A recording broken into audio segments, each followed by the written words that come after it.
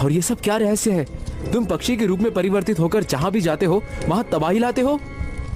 राजकुमार ने इतना कहा ही था कि तभी उसके कानों के पीछे से एक भारी आवाज टकराई। तुम इसका रहस्य कभी नहीं जान पाओगे राजकुमार। अब वो दिन दूर नहीं जब तुम्हारा पूरा राज्य तबाह और बर्बाद हो जाएगा। राजकुमार ने जैसे ही पलट कर देखा तो उसके सामने एक तांत्रिक खड़ा हुआ अपनी लाल आंखों से घूरे जा रहा था। अचानक उस तांत्रिक की आंखों में लाल रंग की किरणें निकलने लगी। अगले ही पल राजकुमार ने अपने आप को एक पिंजरे में बंद पाया। तांत्रिक हंसता हुआ राजकुमार की ओर देखकर बोला, अब तुम सारी जिंदगी इस पिंजरे में बंद रहोगे और भूखे प्यासे तड़प तड़प कर मर जाओगे, जिस तरह से तुम्हारे राज्य की जनता भूख प्यास से तड़प तड़प कर मरेगी। तभी वो औरत उठकर खड़ी हो गई और राजकुमार की ओर देखकर बोली, ये सब तुम्हारे पिता के कुकर्मों का फल है। ये क्या बकवास कर रही हो तुम कौन हो और तुम ऐसा क्यों कर रही हो? वर्षों पहले मैं भी एक आम औरत थी। मैं भी नदियापुर गांव में ही रहती थी। जब मेरा पुत्र 1 वर्ष का हुआ तो मेरे पति का देहांत हो गया। पति के देहांत के बाद मेरे भूखे मरने की नौबत आ गई। मैंने नदियापुर गांव के हर घर का दरवाजा खटखटाया, मगर मुझे कोई मदद नहीं मिली। थक हार मैं सोनापुर राज के राजा विक्रम के पास मदद मांगने के लिए पहुंची, मगर उस वक्त राजा अपने पुत्र राजकुमार को खिलाने में व्यस्त था।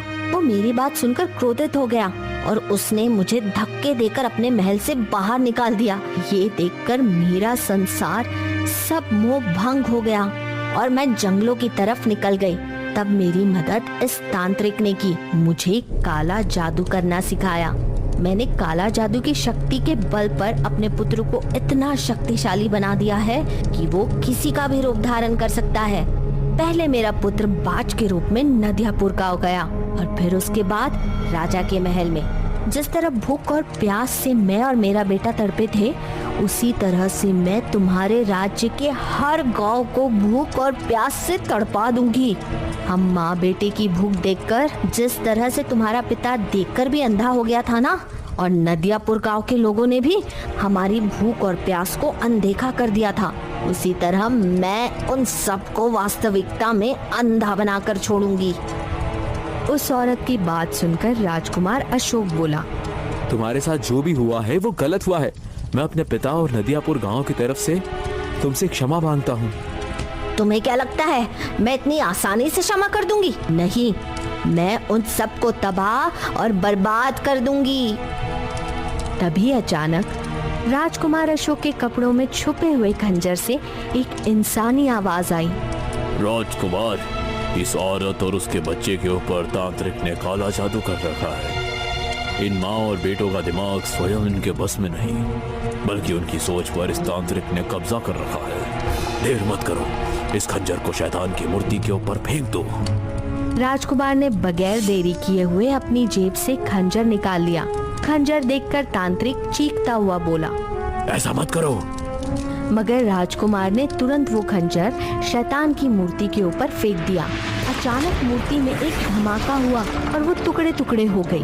अगले ही पल वहाँ पर काला धुआं फैलने लगा। राजकुमार अशोक बेहोश हो गया। कुछ क्षण बाद राजकुमार अशोक को होश आ गया, मगर उसने अपने आप को जमुना की झोपड़ी के अंदर पाया। उसने देखा कि वही औरत और उसका पुत्र हक्का बक्का इधर उधर देख रहे थे। तभी जमुना की आवाज वहाँ पर गूंजी, घबराओ मत, शैतान का पुजारी तांत्रिक खत्म हो चुका है। राजकुमार अशोक जमुना की ओर देखकर बोला, ये सब क्या रहस्य था? दरअसल वर्षों पहले तुम्हारे पिता ने इस बेचारी औरत की मदद नहीं की। ये अपने पुत्र को लेकर जंगल की तरफ निकल आई और इसका फायदा उस शैतान के पुजारी तांत्रिक ने उठाया, जिसे राजा विक्रम के पिता यानी कि तुम्हारे दादा ने अपने राज्य से बेदखल कर दिया था, क्योंकि वो तांत्रिक वर्षों पहले तुम्हारे ही राज्य में रहता था। जब तुम्हारे दादा का शासन हुआ करता था, वो निर्दोष लोगों की बलि लेता था और इसी बात से क्रोधित होकर तुम्हारे दादा ने उसे अपमानित करके राज्य से बाहर निकाल दिया था। जब उस तांत्रिक की नजर इस विधवा स्त्री और इसके बेटे पर पड़ी तो उसने इसका फायदा उठाया बदला लेने के लिए। तुम्हारे दादा एक बहुत पहुँचे हुए साधु थे। उन्होंने अपने राज और राज के हर एक गांव में उस तांत्रिक से बचने के लिए एक अभिमंत्रित दायरा बना रखा था।